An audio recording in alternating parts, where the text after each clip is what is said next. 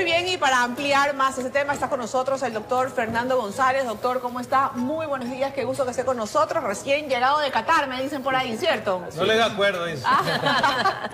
Bueno, que nadie le quite lo bailado, lo importante es que se hizo posado. deporte. Se hizo deporte. Sí, es verdad, exacto. Bueno, mi querido doctor, ¿cómo está? Muy buenos días. Gracias, buen día, gracias por la invitación. Lo veo rejuvenecido a Especial. propósito, doctor. Muy rejuvenecido. Gracias, gracias. Le ha ido bien ahí para La presión. Claro, a cualquiera le viene bien. Doctor, hoy que se conmemora o se celebra un día más sobre la lucha contra el SIDA, es por eso tenemos esta mesa acá y con el doctor.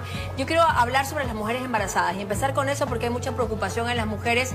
Y es cierto que antes, bueno, la mujer estaba embarazada, contraía SIDA, el bebé venía con SIDA, pero ¿qué hay de cierto? Que las estadísticas cambiaron y ahora no necesariamente el bebé viene con el síndrome del SIDA. O sea, ¿qué varió? ¿Cuál fue la diferencia? Ok, muy buena pregunta. Muy buenos días. Hoy, 1 de diciembre, celebramos el Día Internacional de la Lucha contra el SIDA. A la actualidad tenemos muchos cambios en esta patología, muchos cambios. Una pregunta muy importante que hace Gabriela sobre las mujeres embarazadas portadoras del virus de inmunodeficiencia humana, el VIH. Ahora ya no es una señal de igualdad de que el nene va a nacer con VIH, no, ya no.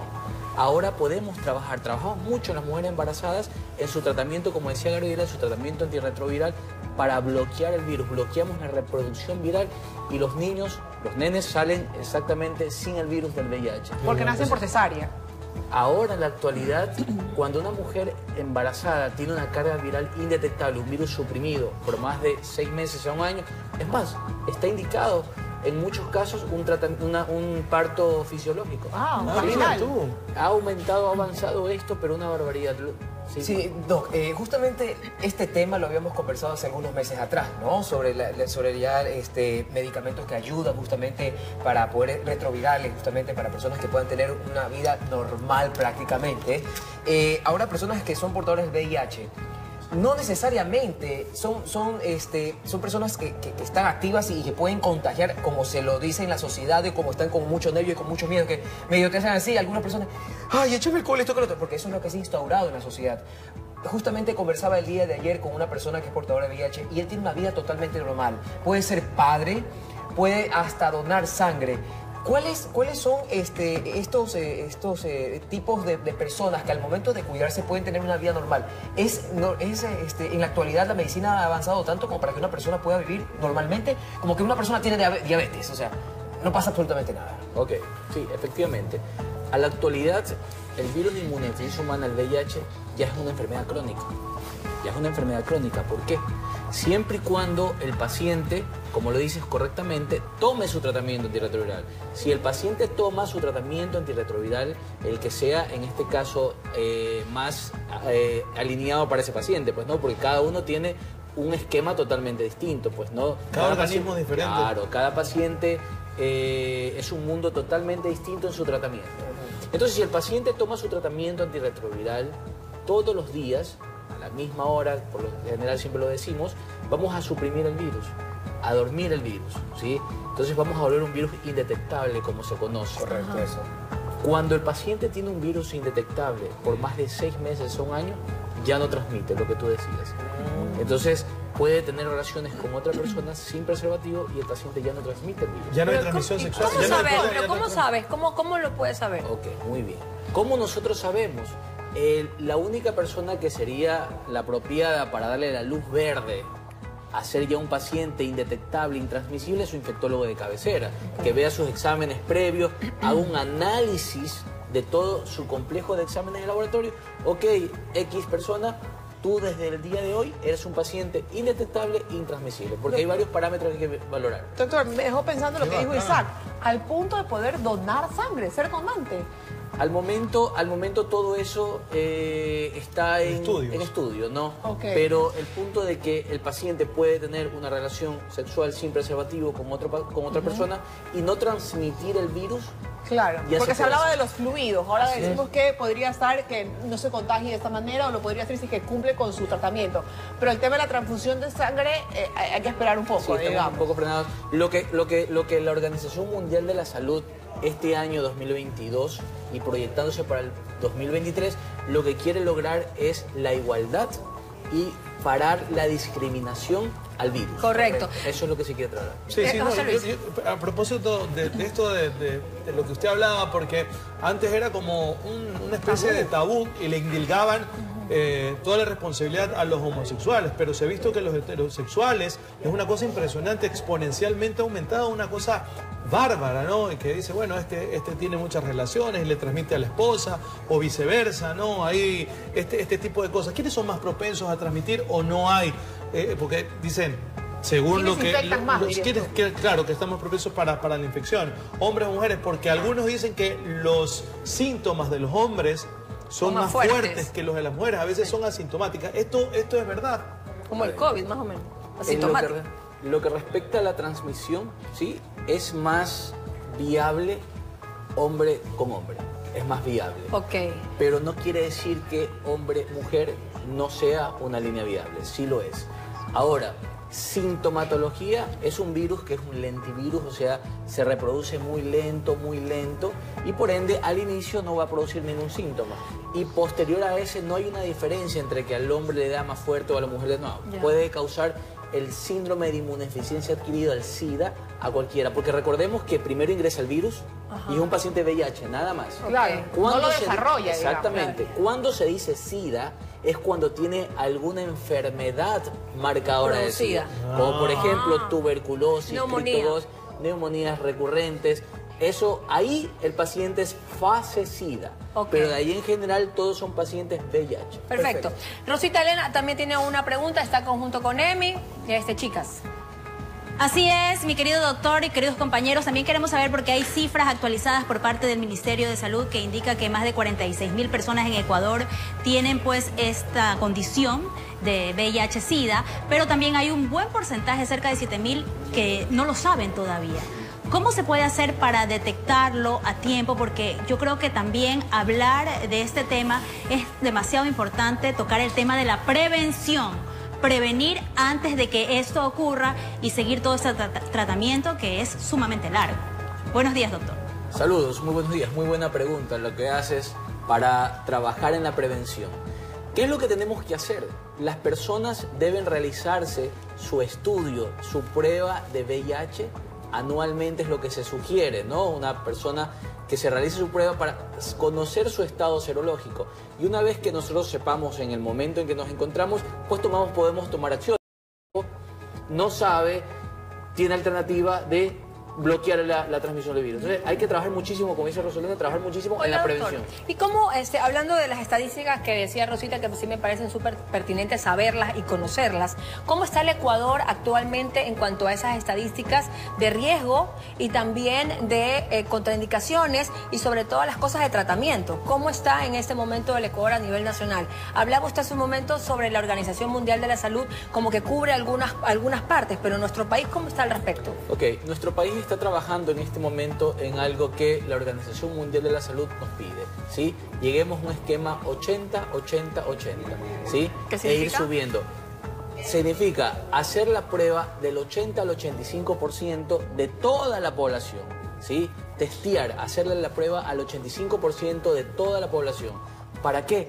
Para detectar, por lo menos, al 85% de detectar a las personas que tengan el virus y al 85% iniciarle el tratamiento antirretroviral. Okay. Y el otro 85% es tener con una carga viral indetectable por lo menos al 85% de toda esta población. Obviamente si podemos subir mucho más esos porcentajes es mucho mejor. Y en eso es lo que está trabajando el país para poder frenar esta epidemia del VIH. Ok, doctor, Emiliana tiene una pregunta. Emi, te escuchamos. ¿Cómo está, doctor? Qué gusto tenerlo aquí en la casa. Quería consultarle porque, bueno, sabemos que escuchar o una persona que escuche este tipo de noticias puede inclusive caer en depresión o puede creer que ya todo tipo de esperanza de vida está perdida, pero sabemos que también la medicina y la ciencia ha evolucionado. Quería consultarle, usted de pronto tendrá estadísticas o cifras de cuánto es el promedio de vida ahora, en la actualidad, de una persona que ya tiene VIH o SIDA, para que también le podamos dar esa esperanza y decirle a esa persona que no todo está perdido. Y también ponernos en la parte de la familia, cómo la familia puede también intervenir en el paciente para que le pueda ayudar a tener una vida mucho más normal y también ayudarlo a que siga, ¿no? Ok, saludos. Muy buena pregunta la que haces, porque esto impacta muchísimo en el ser humano. El paciente que tiene VIH piensa lo que ha escuchado. Es una señal de muerte, pues eso a la actualidad es falso. Promedio de vida, estamos a un mismo nivel, ya que el VIH se lo considera ahora una enfermedad crónica. Yo le digo, cuando me entrevistan y conversamos, ¿cuál es la diferencia? Un paciente hipertenso, un paciente VIH. Tienes que tomar tu medicamento. El paciente hipertenso tienes que darle su medicamento toda su vida. El paciente diabético tienes que darle su medicamento toda la vida. El paciente VIH es igual. Un solo medicamento y llegas a tener una vida totalmente... ¿Es caro? ¿Ah? ¿Es caro ese medicamento, ese tratamiento? Ok, el tratamiento, para que toda la comunidad, todo el país lo sepa, el tratamiento es totalmente gratuito en los centros de salud pública. Qué importante. Sí, antes de darle paso a Roselena, quería dejar como que un poco claro. Es verdad, eso es totalmente gratuito, porque a partir de la Organización Mundial de la Salud, que lo ha dispuesto así, y le da a todos los países para que justamente le brinden a las personas que son portadoras. Ahora, justamente yo conversaba hace algunos años atrás. Más adelante vamos a mostrar una nota en cuanto a la discriminación que hoy día también existe para las personas que portan el VIH. Entonces, ese tema es delicado y es bueno tratarlo. Pero ya esto ya no es una enfermedad como tal, sino es un estilo de vida, ya se lo podría llamar así, ¿no? Por supuesto, como tú dices, ese punto es muy importante. Igualdad ya. Ese es el nuevo lema de la Organización Mundial de la Salud para el Día Internacional de la Lucha contra el SIDA. La igualdad, o sea, de que paremos con la discriminación a las personas portadoras del virus, ¿no? Ya que, como habíamos conversado, es una patología de línea crónica a la actualidad, ¿no? Entonces, eso es lo que tenemos que implementar ahora. Sí, por favor, no, sigue. Sí, Después usted. no, justo le estaba preguntando a la nenita, porque estaba pensando en algunas cosas. La prevención es indudablemente una cosa importantísima en esto de acá. El condón, ¿hasta qué porcentaje puede evitar que te contagies de SIDA? ¿Hasta cuánto ayuda? Ok, siempre es importante tener doble línea de protección. El preservativo es una línea muy importante de protección que nos puede ayudar a frenar el virus aproximadamente un 97%. Altísimo. 97% es alto. Entonces hay que utilizar en este día las medidas de prevención como preservativo. Y otra de las líneas importantes que también están implementadas en la prevención es la profilaxis post-exposición.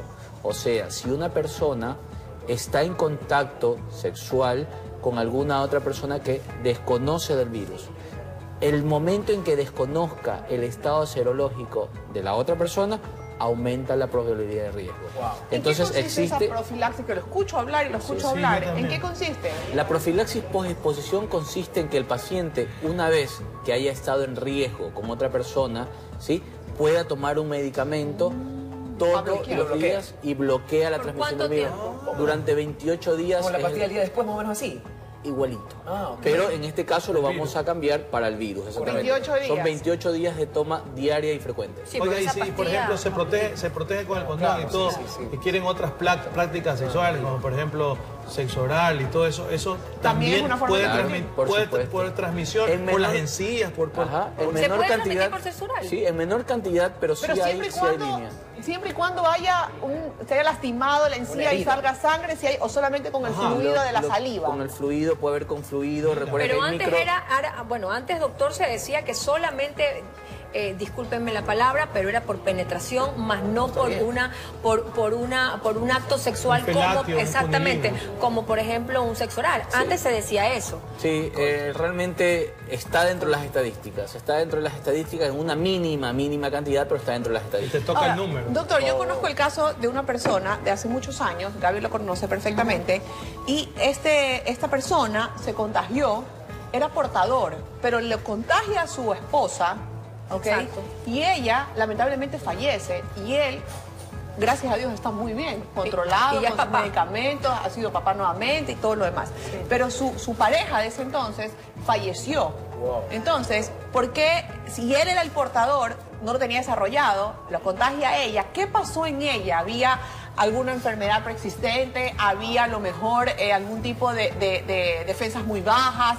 Porque él, siendo portador y no desarrollado, le contagia a ella, y es ella quien lamentablemente fallece, y él hasta el momento, gracias a Dios, está bien. Sí. Como les había indicado en un momento, ¿no? Cada paciente es un mundo totalmente distinto. Correcto. Entonces, tal vez ella no estuvo en un sistema inmune adecuado, el cual no pudo, o lamentablemente adquirió una enfermedad marcadora de SIDA, como por ejemplo tuberculosis, histoplasmosis, etcétera, ¿no? Los que habíamos dado, y eso fue lo que pudo haber llevado a la muerte de la paciente. Rosita. Rosita. Rosita Elena. Doctor, también queremos saber si una persona ya se contagió y no lo sabe, ¿esto se puede transmitir inmediatamente? O sea, ¿o hay que esperar a que el virus se vaya desarrollando? Digo transmitir porque no se dice contagiar, ¿verdad? Así es, Roselena, la palabra es transmisión viral. Una vez que el paciente es portador del virus y no toma su tratamiento antirretroviral, el virus va a empezar a reproducirse. A mayor reproducción viral, mayor transmisión. Entonces, sí es una pauta correcta de que si el paciente no toma el tratamiento antirretroviral, va a transmitir el virus al paciente que en este momento no tiene el virus. Doctor, ¿qué pasa con los niños, con los menores de edad que, bueno, lamentablemente fueron contagiados y no entraron en esas estadísticas de las que usted nos hablaba al principio del programa, que son excelentes, que una madre ya puede dar a luz y que su bebé no ha sido contagiado? Pero ¿qué pasa con esos niños que sí son contagiados? ¿Este tratamiento del cual usted está hablando es exactamente igual que el adulto o los niños tienen una patología diferente? Ok. En lo que respecta a los niños que nacen con el virus del VIH, el Ministerio de Salud Pública del Ecuador automáticamente se hace cargo de todo su tratamiento antirretroviral correctamente y dependiendo del esquema que sea apropiado para ellos. Por lo general, como son niños muy pequeños, como tú dices, toman antirretrovirales en fórmulas líquidas, que sí hay aquí en el país y todos lo tienen hasta poder desarrollar ya. ¿Estadísticas de vida en niños? Total, yo tengo pacientes ya de edad adulta y que nacieron con VIH. Ah, mira. Bueno, nuestra voz de la conciencia nos ha venido reiteradamente haciendo esa pregunta. ¿Qué es el PrEP? Me dice. La PrEP. La PrEP. ¿Qué es la buena PrEP? pregunta. El pre... Así es. El preuniversitario. No, sí, es que le digo la PrEP. ¿Qué es la PrEP? Ok, muy buena pregunta. A ver, todo esto influye en la prevención. Y es bueno que lo toquen, la prevención. Porque el virus lo podemos frenar con la prevención. Esa es la idea. PrEP. PrEP significa profilaxis preexposición. Es la que estamos comentando en un momento. No, Esa esa no, es post. no. Esa es post. ¿Qué quiere decir pre? Preexposición es, me voy a ir a una fiesta, Tengo que voy a cuidarme. estar ahí, tengo que cuidarme. ¿Solo lleva preservativo o algo más? Preservativo más un medicamento, yo tomo mi preexposición antes de exponerme para estar, como decir, con un chaleco antibalas. Que justamente Ya. que son los retrovirales. Es una línea de antirretrovirales que puedes tomarlo antes, ¿sí? Y evitar la transmisión. ¿Y los porcentajes de que eso me va a funcionar y cuáles serían los efectos secundarios al tomar este PrEP? O sea, ¿quiénes lo pueden tomar y quiénes no? A ver, lo que se indica es no llevar una vida, en este caso, claro, pues activa de esa manera para evitar el contacto con estos fármacos. Durante esos 28 días. Eso es posexposición. ¿Y el pre? Preexposición es al día. antes, unos 4 o 5 días antes de la exposición. Como para hacernos un chaleco antibalas. O sea, tú llegas sabes que que 4 tienes días. una matanza el fin de semana, entonces te la lanzas el lunes, ¿no? ¿Y se puede tomar cuántas veces, doctor? Es que Por no ejemplo, hay ya un número... salí el sábado, ok, tuve mi encuentro cercano, como digo yo, del tercer tipo o del cuarto tipo, llevan 4 días y me vuelvo a tomar ese PrEP, ¿o no? No, cuando ya el paciente tiene esta línea de frecuentes, esta vía de frecuente contacto con personas o encuentros con personas que probablemente puedan tener virus, pues ahí hay otros esquemas de tratamiento indicados para esas personas que no tienen el virus. Entonces, en todo caso, que se queden tranquilos. No, pues llegar a donde el doctor y dice, doctor, es que soy sexualmente muy activo y necesito que me dé ese tratamiento. Es que lo que usted dice es real. Marqueta de hiel, siéntate en una marqueta de hiel. Que Gaby dice, doctor, deme este tratamiento. ¿Se puede adquirir esas pastillas en libre demanda? ¿En automedicación o no? En la farmacia. No. ¿Qué es lo que se importante, sugiere? porque aquí somos los reyes del auto. Se sugieren 2 líneas aquí. La primera es que si el paciente tiene este riesgo, puede acudir al sistema de salud pública, a los hospitales de salud pública, para que pueda ser evaluado y un profesional en la salud emitirlo. O de manera privada, con su infectólogo de cabecera para que valore y vea el medicamento adecuado para ellos. Rapidísimo para cerrar, mi querido doctor, que estaba buenísimo el tema, el asunto de las diálisis. Hace algunos años gente se contagió también con este asunto, que hubo un boom en un centro famoso, y hay mucha gente que tiene miedo también en el momento de hacer esto. ¿Qué hay que procurar o qué hay que ver, qué hay que observar al momento de realizarse este tipo de situaciones? Bueno, por ejemplo, en diálisis o en cualquier situación o centro que vaya a intervenir en procesos invasivos hacia nuestra salud, promover que sea un centro con todos los permisos de funcionamiento adecuados, que lleven una higiene correcta, y siempre todo proceso invasivo, o sea, todo lo que va a entrar al orden, tiene que ser renovado, o sea, no se reutiliza absolutamente nada. Y es claro, y es importante tener esto en claro, ¿no? Y qué bueno es tener este día, conmemorar, para justamente tener prevención a las personas que la portan, pues no hacerla de menos ni decirles como que son de menos o que alejarlas a la sociedad, sino más bien incluirlas, claro está, con las personas que son responsables con su vida, porque tampoco vamos a tratar con personas irresponsables, pero es importante, sí, correcto, hay que ser muy responsable ante esta situación, pero este día es importantísimo conmemorarlo, tratarlo, y qué bueno que nos haya visitado el día de hoy. Instruirnos también, inteligenciarnos. Todos, así estamos casados, solteros. Claro, y es importante, le agradecemos mucho por habernos acompañado. Por su tiempo, porque no discriminar a nadie. Cero discriminación ante que... Le puedes dar un abrazo sin problema. No, yo sí destaco sobre lo que ustedes hablan, que hay muchas empresas que incluyen dentro de su nómina de trabajo a personas, bueno, que tienen discapacidad, que es ley, por cierto, y también a personas que tienen este síndrome del VIH.